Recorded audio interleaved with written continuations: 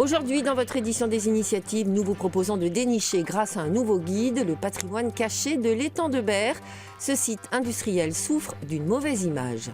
Ce procédé innovant pourrait sauver des vies. Les boulons connectés se manifestent informatiquement lorsqu'ils sont mal serrés, une révolution dans le monde ferroviaire. Mais avant cela, la création d'un entrepreneur rennais plutôt culotté. Un modèle de slip spécial pour masquer ce qu'on appelle poétiquement le sourire du plombier, très souvent accroupi. Voici le sourire du plombier, un face-à-face avec le fessier d'une personne tout affairée à son ouvrage. Situation parfois gênante qui a donné la bonne idée à un jeune entrepreneur plutôt culotté. Lutter contre le fessier indélicat, Adrien Hervé Pellissier y a cru dès le début, dur comme fer, et pourtant l'affaire semblait bien mal engagée. Le sourire du plombier n'a pas vraiment fait sourire les banquiers. On m'a un peu pris pour un fou, effectivement. Sinon, il y a très peu de personnes qui y ont cru au début. Ça a été très compliqué, que ce soit avec les banques, avec les gens autour de moi. Et peu à peu, que le projet se finalisait, beaucoup plus de personnes ont cru en moi. Comme les artisans du bâtiment fatigués de voir leurs fessiers exposés à tout vent. Techniquement, l'élastique d'une longueur de 6 cm préserve des regards, l'essentiel, et maintient au chaud le bas du dos. C'est une vraie nécessité, je pense. Pourquoi ? Pour un point de vue esthétique. C'est vrai qu'on a l'image on voit souvent les gens du bâtiment accroupis, on voit souvent leur sourire du plombier, comme on dit. Et c'est vrai que c'est pas forcément ce qu'il y a de plus beau, ça dépend qui, quoi. C'est un sujet qu'on aborde dans le bâtiment, non, mais en plaisantant, en disant... Entre collègues, on en rigole, souvent on regarde l'arrêt du collègue et on... Oui, le propos peut déconcentrer, mais mine de rien, le sourire du plombier est un problème d'ordre mondial. Ça existe en plein de langues. Ça existe en portugais, en espagnol, en anglais, en allemand. C'est une expression qui existe dans le monde entier. Pour l'instant, on est le leader mondial du sous-vêtement pour professionnels, pour les gens qui se baissent. Ça fait un peu hautain, effectivement, mais on est les seuls à le faire. Un kit marketing, une bonne dose d'humour en prime, le slip rehaussé fait un tabac en France, mais aussi en Espagne, Italie, Suisse et Belgique.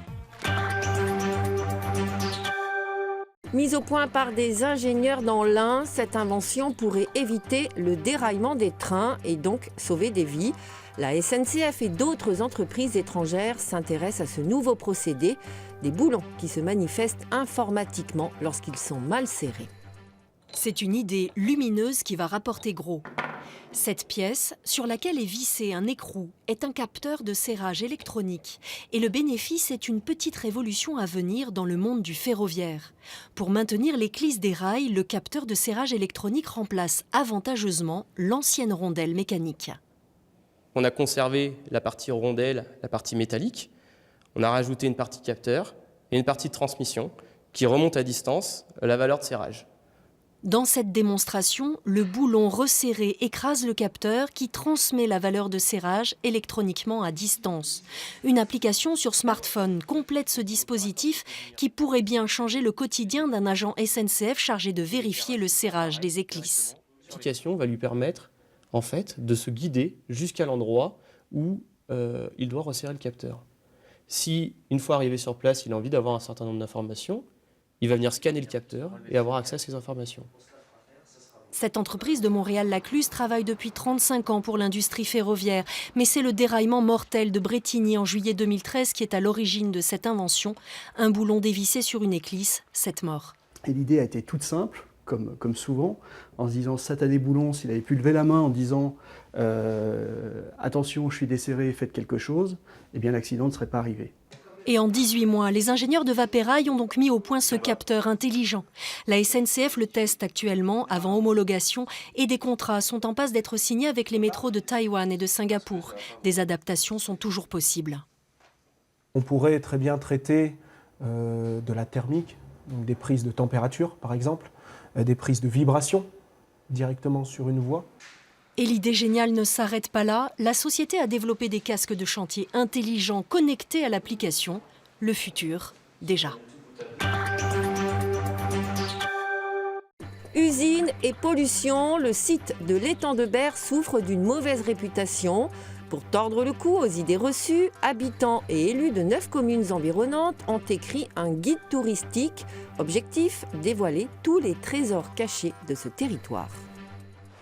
Tout près de l'étang de Berre, on peut faire du surf, regarder voguer les cargos et même croiser des flamants roses au bord de l'autoroute. Si vous aviez l'habitude de regarder par ici, un nouveau guide vous propose de tourner la tête pour regarder plutôt par là. La perle bleue de la côte bleue. Finalement, oui, elle est magnifique cette plage. 9 communes se sont regroupées pour éditer leur guide. L'idée vient d'une société civile approuvée par les élus. Châteaux, plages et même chemins de randonnée sont répertoriés pour améliorer l'image de ce territoire.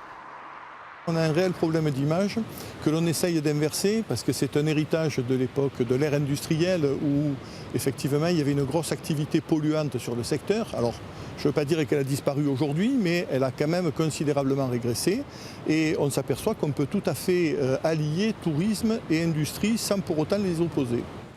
Les offices de tourisme ont été mobilisés pour l'élaboration du guide. Nous voilà à Fos-sur-Mer, la ville à l'image industrielle par excellence, parfaitement adaptée aux très tendances tourisme industriel. Nous, ce qui est important, c'est de parler un peu de notre histoire, qui est notre histoire contemporaine. C'est ce qui intéresse les gens, c'est-à-dire comment on a construit une zone industrielle, avec qui, la vie ouvrière, et ça intéresse énormément les gens. C'est un peu notre spécificité. Nous avons un territoire qui a changé fondamentalement en l'espace de 40 ans, et c'est là-dessus qu'on peut aussi discuter avec les gens, et c'est ce qui intéresse les gens aujourd'hui. Le guide s'adresse aux touristes comme aux habitants. Il décrit tout simplement les beautés cachées par la fumée des usines.